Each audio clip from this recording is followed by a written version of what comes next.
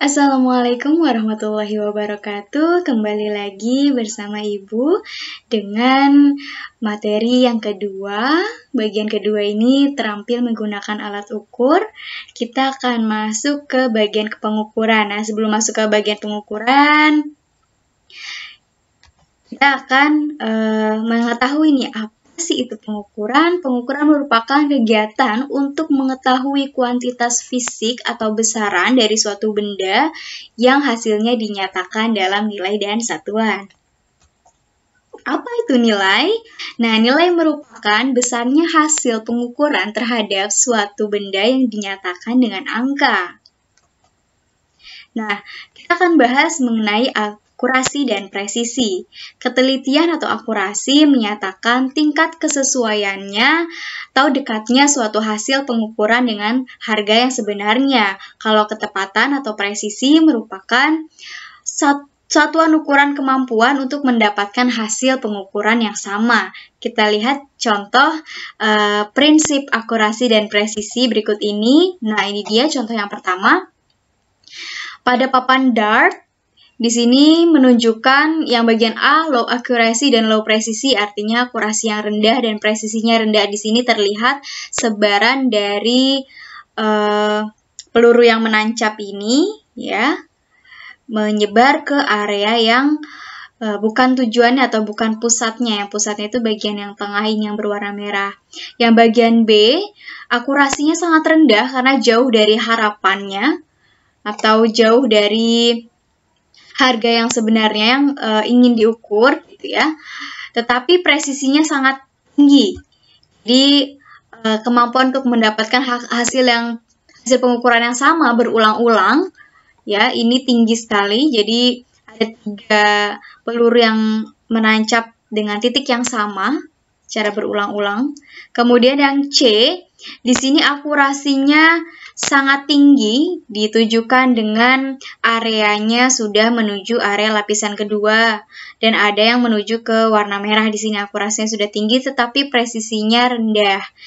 Oke, kemudian yang terakhir, nah di sini menunjukkan bahwa 3 pelurunya ini menunjukkan hasil akurasi yang tinggi, tepat berada di warna merah, dan presisi yang tinggi atau hasil pengulangan dalam pengukurannya sudah mendekati dengan nilai yang sebenarnya. Jadi itu tadi pengertian dari akurasi dan presisi, ya. Kalau akurasi atau ketelitian ini tingkat kesesuaian dekatnya suatu hasil pengukuran dengan harga yang sebenarnya. Lalu kalau tadi presisi merupakan satuan atau ukuran kemampuan untuk mendapatkan hasil pengukuran yang sama. Kemudian kita lanjut, di sini ada jenis-jenis alat ukur panjang, alat ukur massa, alat ukur waktu, suhu, dan kuat arus.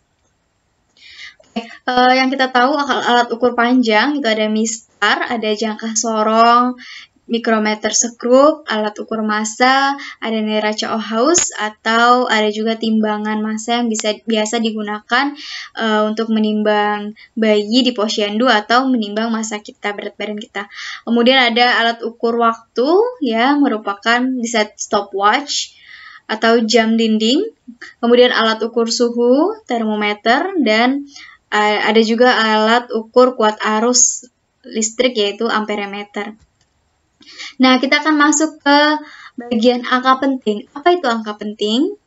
Angka penting adalah semua angka yang diperoleh dari hasil pengukuran yang terdiri atas angka pasti atau angka eksak dan satu angka terakhir yang ditaksir atau angka taksiran.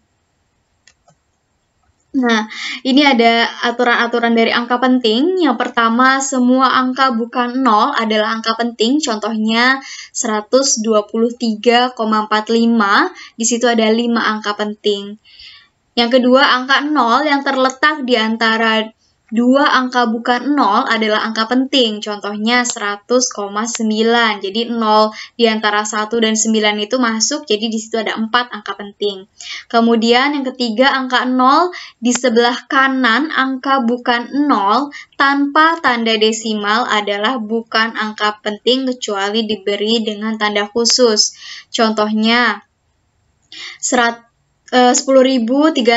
Di situ ada 3 angka penting, di mana angka yang di sebelah kanan, angka bukan 0 atau di sebelah kanan angka 3 ini, itu merupakan bukan angka penting. Jadi angka pentingnya di sini hanya ada 3 angka penting ya, 103 saja, yang 2 di belakang ini tidak. Kecuali diberi tanda khusus di sini ya, ada tanda underline-nya di sini. Jadi 4 angka penting. Yang berikutnya, yang keempat, semua angka 0 pada angka desimal kurang dari 0 dan berada di sebelah kanan dan kiri desimal atau koma adalah bukan angka penting. Ya, jadi di sini contohnya 0,0089. Jadi di sebelah koma kiri dan kanan ya, di sini ada 0, ini merupakan bukan angka penting. Jadi angka pentingnya hanya 89, jadi 2 angka penting di sini. Kemudian di sini ada 0,0000750. Di sini hanya ada 3 angka penting, yaitu 750 saja. Kecuali di sini yang warna biru nih, 3,09. 0 ini termasuk angka penting, yaitu 3 angka penting karena mengikuti aturan nomor 2 di sini sebelumnya, terletak di antara 2 angka bukan 0. Yang terakhir, semua angka 0 di belakang angka bukan 0 yang terakhir, tetapi di belakang tanda desimal adalah angka penting. Ya, semua angka 0 di belakang angka bukan 0. Contohnya angka bukan 0 ini ada 5 di sini ya. Yang terakhir, tetapi di belakang tanda desimal adalah angka penting. Jadi contohnya 8,0500. Di sini ada 5 angka penting, jadi 00-nya di sini ikut ya. 1, 2, 3, 4, 5. Kemudian ada 80,5000. Di sini semuanya ikut, jadi 6 angka penting. Oke, kita lanjut. Nah, kita akan bahas tentang operasi angka penting. Yang pertama, operasi penjumlahan atau pengurangan hanya mengandung 1 angka taksiran. Kalau yang kedua, operasi perkalian atau pembagian, hasil akhir operasi perkalian atau pembagian harus memiliki jumlah angka penting paling sedikit dari angka yang digunakan dalam perkalian atau pembagian. Nanti contohnya akan kita bahas. Kemudian yang ketiga ada operasi pemangkatan atau akar, banyaknya angka penting hasil operasi sama dengan banyaknya angka penting bilangan yang dipangkatkan atau diakarkan. Yang keempat, aturan pembulatan, angka lebih besar dari 5 dibulatkan ke atas, angka kurang dari 5 dibulatkan ke bawah, angka tepat 5, ada 2 aturan, jika angka sebelumnya ganjil dibulatkan ke atas, jika angka sebelumnya genap dibulatkan ke bawah. Kita lihat contoh operasi angka penting. Di sini ada yang penjumlahan dan pengurangan angka penting. Hasil penjumlahan dan pengurangan angka penting hanya mengandung 1 angka taksiran dengan skala terkecil, dengan setengah skala terkecil. Contoh di sini 34,73 ditambah 19,6 sama dengan 54,33. Nah, yang paling di belakang ini yang 3 ini, dari 34,73, 3 ini merupakan angka taksiran, ada 1 angka taksiran. 6 di belakang ini 19,6 merupakan angka taksiran dengan 1 angka taksiran. Jadi hanya 1 saja di belakang komanya sesuai dengan yang paling setengah dari skala terkecil tadi, ditulis 54,3. Jadi mempunyai 3 angka penting saja. Yang kedua 12,34 ditambah 56,782 ditambah 24,5. Di sini yang paling belakang ya, yang angka taksirannya 1 angka taksiran saja, sehingga 93,622 ini dibulatkan menjadi 93,6. Hanya mempunyai 3 angka penting. Ini untuk penjumlahan dan pengurangan. Oke, sekarang kita masuk ke contoh soal perkalian angka penting, di mana aturannya jumlah angka penting dari hasil perkalian dan pembagian angka penting mengikuti jumlah angka penting yang paling sedikit.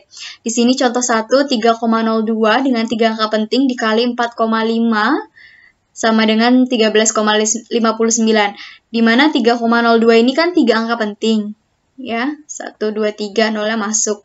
Dikali 4,5, 4,5 2 angka penting. Di antara 3,02 sama 4,5, yang paling kecil 4,5 nih angka pentingnya cuma 2, maka nanti hasil dari perkaliannya ini dibulatkan menjadi 2 angka penting. Jadi cuma 14 dibulatkannya. Contoh yang kedua, di sini 12,34, 4 angka penting, dikali 4,5, 2 angka penting. Yang paling kecil kan dari dari angka yang dikalikan ini adalah 2 angka penting, maka nanti hasilnya juga 2 angka penting. Hasil pembulatannya harus 2 angka penting. 2,742 dibulatkan menjadi 2,7. Kita lanjut. Nah, di sini aturan pembulatan ke atas dilakukan untuk angka yang lebih atau sama dengan 5. Contohnya 87,235 dibulatkan menjadi 87,24. Di sini 5-nya kan habis ya. Dimasukkan angka 1 ke 3, 3 tambah 1 hasilnya 4. Kemudian pembulatan di bawah 5 dilakukan untuk angka yang lebih dari 5. Contohnya 16,814.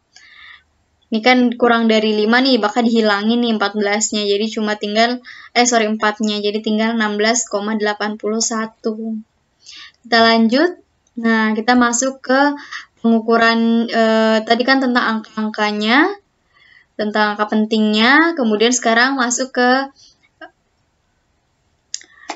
mistar atau penggaris untuk alat ukur ya. Di sini ada contoh set penggaris jahit isi 4 PCS ya, bisa ada yang segitiga siku-siku, sama sisi, lurus, ataupun ada yang setengah lingkaran. Skala terkecil mistar adalah 1 mm atau 0,1 cm dan ketelitiannya itu setengah dari skala yang terkecil. Jadi skala yang terkecil kan tadi 1 mm bagi 2 yaitu 0,5 mm atau 0,05 cm. Nah, di sini contohnya nih pengukuran mistar seperti yang udah pada tahu ya. Ini 2,5 cm ditambah 0,5 mm atau ketelitiannya itu tadi ya. Jadi sama dengan 2,55 cm. Sehingga penggarisnya ini tadi ya skala terkecilnya 1 mm, ketelitiannya 0,5 mm. Kita lanjut ke jangka sorong. Nah, jangka sorong ini ada bagian-bagian jangka sorong. Yang pertama nih yang paling atas ini, rahang dalam atau rahang atas untuk mengukur diameter dalam. Kalau misalnya ada botol, kan ada yang tutup botol, di situ ada bagian dalamnya, ada yang bagian luarnya, atau pipa. Untuk mengukur pipa, biasanya ada pipa yang bagian dalamnya dan bagian luarnya. Kemudian ada baut pengunci rahang, supaya ketika digeser, tidak bergoyang ya, jadi dikunci supaya tidak geser intinya. Kemudian ada skala Vernier atau skala Nonius untuk membaca akurasi hingga ketelitian 0,05 mm.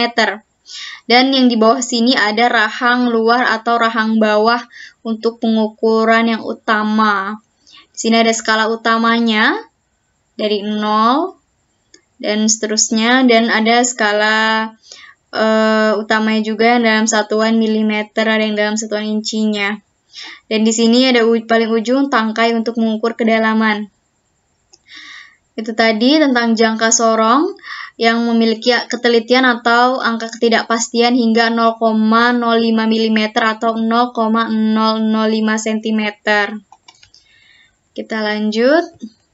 Nah, ini cara membaca hasil pengukuran dari jangka sorong. Contohnya benda di sini ada paku ya. Kemudian di sini ada angka dari 0 sampai 4. Kita lihat di skala Noniusnya di bagian 0 ini ya mendekati garis yang mana di skala utamanya. Ternyata mendekati 1,1 di sini. Ya, kita baca di skala utamanya dulu, dapat hasil 1,1, dilihat dari 0-nya ini, 0 pada skala Nonius ya. Ini yang pertama, 1,1 cm kita dapat. Kemudian kita lihat di skala Noniusnya. Skala Noniusnya yang saling tegak lurus dengan skala utamanya, yang garis lurus di sini ya, ada di antara 6 dan 7 atau 6,5. 6,5-nya ini dikali dengan 0,01. Jadi mendapatkan hasil 0,065, sehingga 1,1 ditambah 0,065 hasilnya 1,165 cm atau 1,165 cm, seperti itu. Kemudian untuk mikrometer sekrup, nah di sini ada bagian-bagian mikrometer sekrup, ada rahang tetap yang tidak bisa digeser, dan ada rahang geser, ada mur pengunci, kemudian ada skala utama yang bentuknya horizontal atau mendatar, dan ada skala nonius yang vertikal. Kemudian di sini ada bagan dan ada selubung luar di sini, kemudian ada roda gerigi untuk memutarkan maju dan mundurnya ya. Mikrometer sekrup tadi sudah dibagi dua skala ya, skala tetap dan skala nonius. Kemudian mikrometer sekrup ini untuk mengukur panjang hingga 25 mm dengan ketelitian atau ketidakpastian hingga 0,005 cm. Oke, memiliki skala terkecil 0,1 mm atau 0,001 cm. Kita cek cara membaca mikrometer sekrup. Nah, di sini yang pertama selalu kita cek skala utama. Ya, skala utama di sini yang horizontal didapat hasil 4,5. Di sini ada yang di bawah sedikit 0,5 ya. Kemudian langsung dicatat 4,5 mm, satuannya milimeter. Dan di skala noniusnya di bagian yang vertikal, di sini 45 naik lagi 1, 46. Jadi 46 dikali 0,01 mm, sehingga didapatkan hasil 0,46. Skala utama ditambah dengan skala nonius, 4,5 ditambah 0,46, hasilnya 4,96 mm. Kita lanjut. Nah, untuk pengukuran massa banyak ya. Di sini ada neraca dacin, biasanya digunakan untuk di posyandu nih, anak-anak bayi gitu ya. Atau neraca di pasar, kalau kamu biasa ke pasar tradisional, suka ada nih timbangan-timbangannya. Kemudian ada neraca Ohaus yang biasa digunakan untuk mengukur zat-zat kimia tertentu atau untuk mengukur perhiasan-perhiasan ya di tukang emas gitu. Kemudian ada neraca sama lengan. Sama penggunaannya biasanya di toko-toko perhiasan. Kita lanjut. Nah, di sini ada contoh cara mengukur menggunakan neraca Ohaus. Di sini ada dibagi 3 bagian, lengan belakang, lengan tengah dengan lengan depan. Semuanya satuannya gram, kita bisa lihat di sini, skalanya gram, gram, gram. Lengan belakang di sini dari 0 sampai 100 gram. Kelipatannya kamu bisa lihat 10, 10, 10. Ya, kemudian di lengan tengah, kelipatannya ratusan, 0, 100, 200, 300, 400, 500. Kamu bisa lihat ini, yang mengaitkan ini, yang segitiga, yang pengaitnya itu adalah bebannya sebenarnya. Jadi bebannya di sini ukurannya 10-an gram, di sini ukurannya ratusan gram, dan di sini yang paling kecil lengan depan ini untuk ketelitiannya ya, ukurannya per satuan gram ini, kecil sekali nih. Dari 0, 1, 2, 3, 4, sampai 10 gram.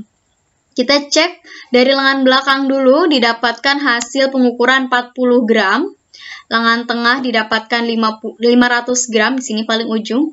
Dengan lengan depan 2,4 di sini. Dikurang dari yang ini kan ada garis tengah di sini. Berarti sebelumnya jadi 2,4. Oke, ini tinggal ditotal saja ketiga lengannya. Lengan belakang, lengan tengah, dengan lengan depan. Sehingga 40 gram ditambah 40,0 ya gram ditambah 500,0 gram ditambah lengan depan 2,4 gram, hasilnya keseluruhan 542,4 gram. Nah, kemudian terakhir ini ada pengukuran waktu. Alat ukur waktu atau biasa kita pakai stopwatch, ada 2 jenis, stopwatch analog dan digital. Dan stopwatch ini memiliki ketelitian 0,1 second. Nah, Di sini ada link percobaan yang nantinya akan dijadikan percobaan di rumah secara mandiri, percobaan sederhana simulator ya. Nanti akan Ibu share link dan LKS serta cara petunjuk untuk mengerjakannya. Oke, demikian video mengenai pengukuran, angka penting, dan jenis-jenis alat ukur yang sudah dibahas di video part 2. Untuk video part 3, yaitu tentang kesalahan dan ketidakpastian pengukuran, akan di-upload video berikutnya. Jangan lupa untuk like, subscribe, dan komen. Kemudian diselesaikan tantangan-tantangan di LKS berikutnya. Wabillahi taufiq wal hidayah. Wassalamualaikum warahmatullahi wabarakatuh. Bye.